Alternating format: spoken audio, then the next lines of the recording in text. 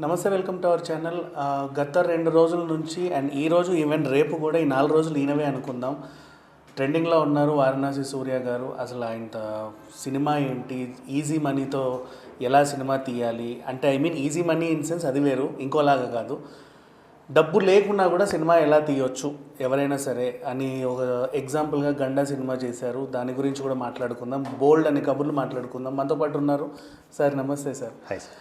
దిల్ రాజు గారి marketing strategy అంటే యాక్చువల్గా చెప్పాలంటే వారసుడు టైంలో, సంక్రాంతి టైంలో మైత్రికి పోటీకి వెళ్ళారు. పోటీకి వెళ్ళి వారసుడు అయిన ఓన్ ప్రొడక్షన్ తెగింపుని తీసుకొని రిలీజ్ చేశారు. పనిలో పని కళ్యాణం కంపెనీని కూడా రిలీజ్ చేశారు. ఆ సంక్రాంతికి చాలా నష్టపోయారు అఫ్ కోర్స్.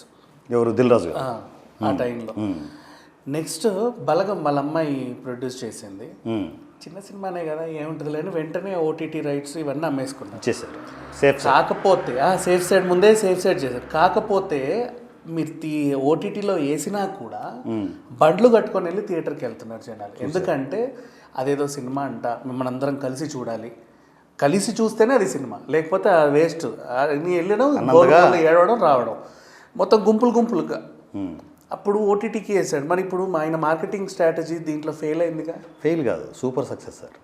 ఎలా అంటే అసలు బలగం అనే సినిమా దిల్ రాజు గారు బ్యాక్గ్రౌండ్లో లేకపోతే అది కూడా మాలాంటి ఒక చిన్న సినిమానే. Of course true, 100%. Dil Raju back end వచ్చాడు కాబట్టి ఆటోమేటిక్గా కనెక్ట్ అయ్యింది. సో మీకు బలగం, మీకు కొన్ని పచ్చి నిజాలు చెప్తాను నేను, నాకు ఎందుకంటే అంత లోతు నాకు తెలుసు కాబట్టి. బలగం ఫస్ట్ 2 రోజులు కలెక్షన్స్ లేవు, తెలుసా మీకు?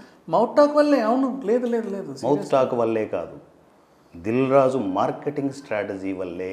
ఓకే, అంటే లైక్ హౌ, ఏ విధంగా చేశారు అది? సో ఆ 2 రోజులు లేకపోయినా, కలెక్షన్స్ లేకపోయినా ఆయన చేసింది ఏంటంటే, వేణుని వీళ్ళందరినీ టీంని అందరినీ కూర్చోబెట్టేసి మొత్తం అసలు షూట్ జరిగిన ఏరియాలు అవంతా వాళ్ళు స్ప్రెడ్ చేసుకుంటూ వెళ్ళారు. ఈ లొకేషన్ ఇది చేసాం, అవి చేసాం, నీకు పబ్లిసిటీ ఊదరగొట్టేశారు. పబ్లిసిటీ బాగా చేశారు. ఏంటంటే మంచి స్క్రీన్స్ వేసి, ఆన్ వీల్స్ వేసి, అక్కడ వీళ్ళందరినీ తీసుకెళ్ళి డాన్స్లు వేసి, పొలాలలో నాటేసి, ఇవి చేసి అవి చేసి, ఇదంతా ఎవరి ప్లానింగ్ అనుకుంటున్నారు? దిల్ రాజు గారి ప్లానింగ్ అది.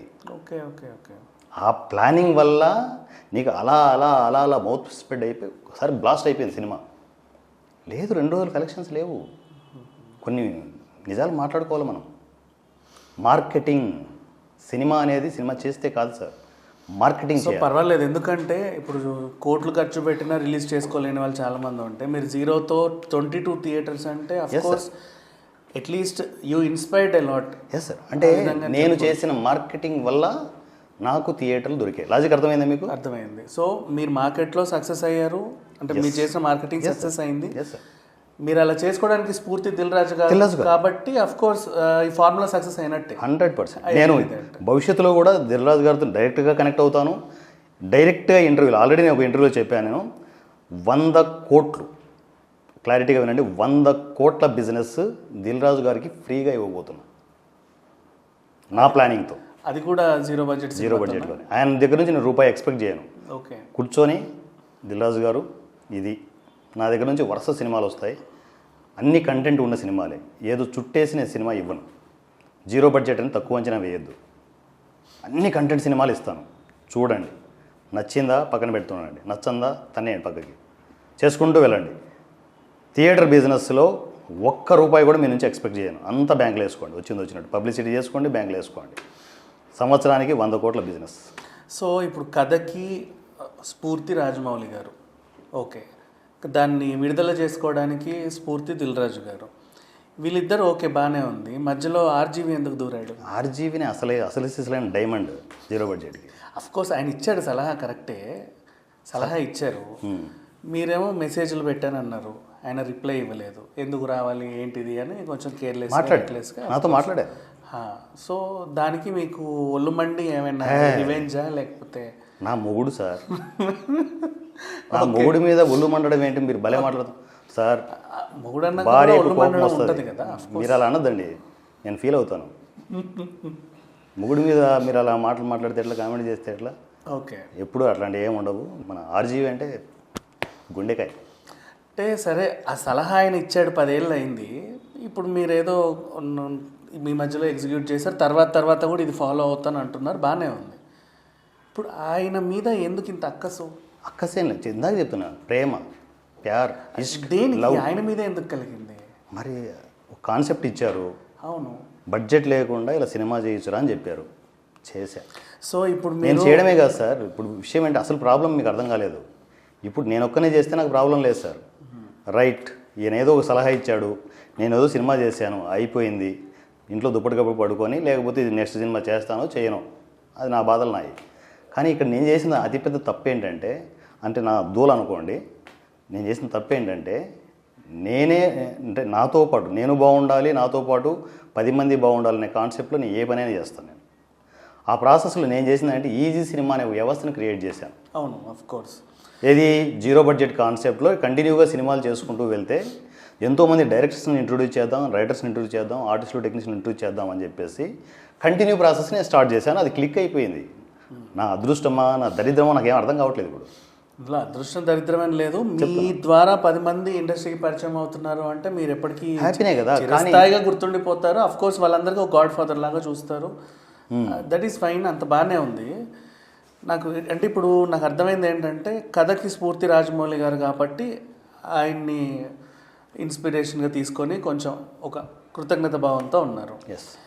మార్కెటింగ్ రిలీజ్కి స్ఫూర్తి దిల్ రాజు కాబట్టి ఆయన్ని కూడా ఒక కృతజ్ఞత భావంతో ఉన్నారు. ఎస్.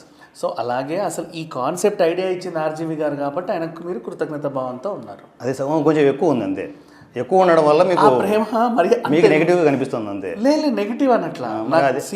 నేను యాంకర్ని కదా, ఎంఎస్సీని క్రిటిక్. నాకు మీ సినిమా అయినా ఒకటే, రామ్ గోపాల్ సినిమా అయినా ఒకటే, రాజమౌళి సినిమా అయినా ఒకటే.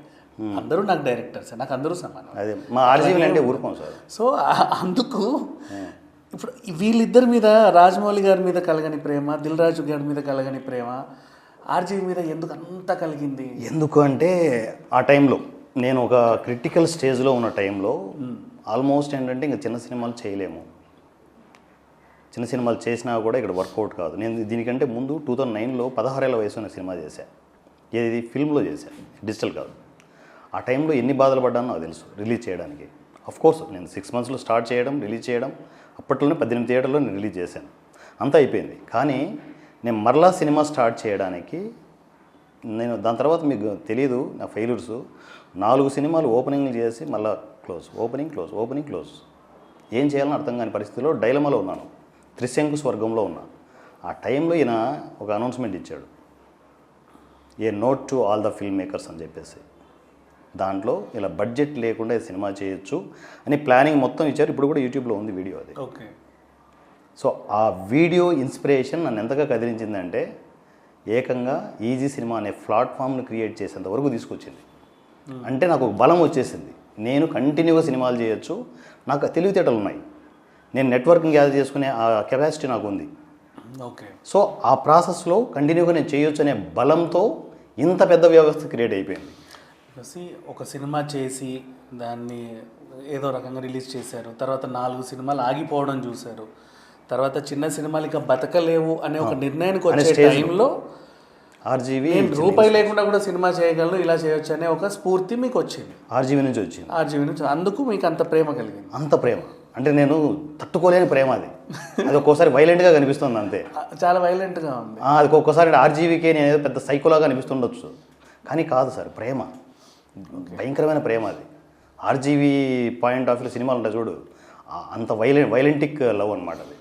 ఇకపోతే సినిమా గురించి మాట్లాడుకుందాం. ఫస్ట్ ట్రైలర్, ఆర్టిస్టులు అందరూ ఎక్కడ తీసుకొచ్చారు? అంతా ఆన్లైన్ నుంచే సార్, కొత్త వాళ్ళంతా ఎక్కడెక్కడో. ఇప్పుడు మీరు ఉన్నారు, ఎక్కడో జాబ్ చేసుకుంటూ ఉంటారు, లేదంటే చిన్న బిజినెస్ చేసుకుంటూ ఉంటారు, మారుమూల పల్లెటూళ్ళలో ఉంటారు. వాళ్ళందరికీ సినిమా ఇండస్ట్రీకి ఎలా రావాలో తెలియదు సార్.